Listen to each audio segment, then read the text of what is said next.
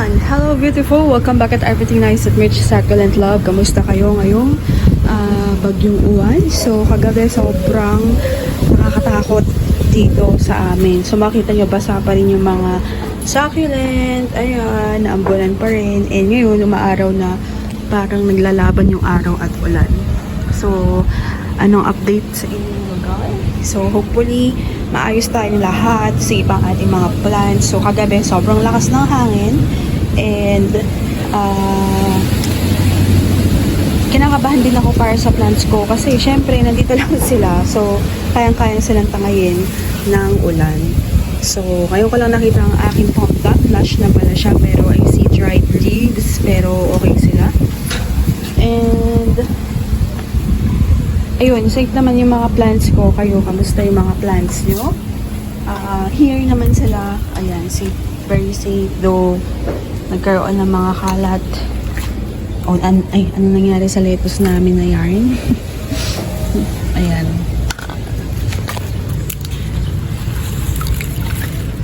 Yusin natin. Naging ano na sila, leggy. Kaya dapat na pinitas na eh. Ay po, ayan, natanggal. Tapos, labas natin yung buwan.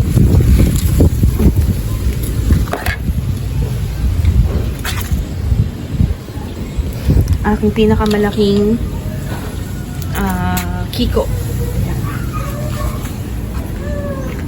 So, ayan. Meron na kami dito ang ampalaya and luya over there. Okay naman yung mga cactus ko dito. Maganda rin may rock. And yung rock na hindi mahahanginan. Yung rock na merong sandalan, ganun.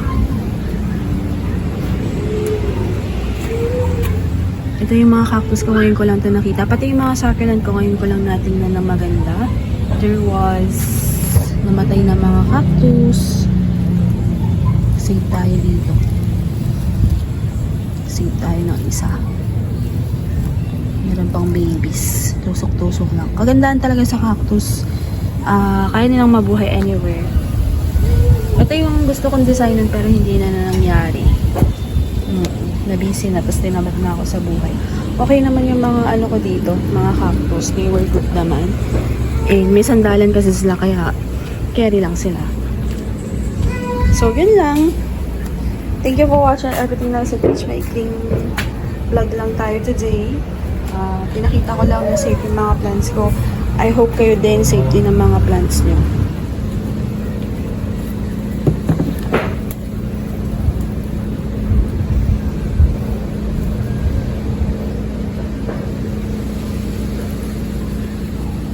Bye! Ingatan lahat ha. Mag-take ng vitamins. Mauusuhan na naman ang sakit ngayong tag-ulan.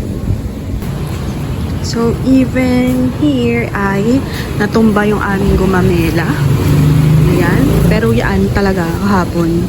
Ang tawag dito? Ang tawag doon? Gumagawayway. Ganun. Tapos merong, hindi ko alam kung sino siya. Parang siyang butterfly pero mamot. Parang ganun. So, natanggal din yung mga flower ng mga ano to. So, kasama ko nga. Ayan, ganyan-ganyan tayo kasi naiinip siya, walang kuryente actually ngayon. So, November 10. So, mamayang gabi, ano na. So, even nga yung aming gumamela, this is gumamela na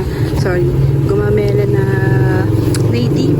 O, hindi siya yung 5 petals is natumba.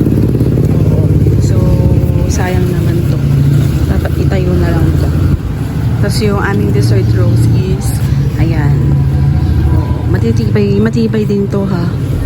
Hindi ko alam tawag dyan. So, ayan, naputol yung mga halaman. Ayan. So, nagkalat ang mga dahon because of yung uwan. And then, let's look for ayan. Okay naman yung mga cactus dito. Safe naman sila. Ay, ang lalaki na ng mga miryo. Bongga. Oo. So, ayan ang kaganapan dito sa Nueva Ecija, dito sa aming garden. So, yun lang. Naghabol lang ako ng konting update. I hope everyone is fine and thank you for for watching Everything Nice at Mitch, Succulent Love. This is your nurse Bentita saying, God bless po at lagi mag-ingat.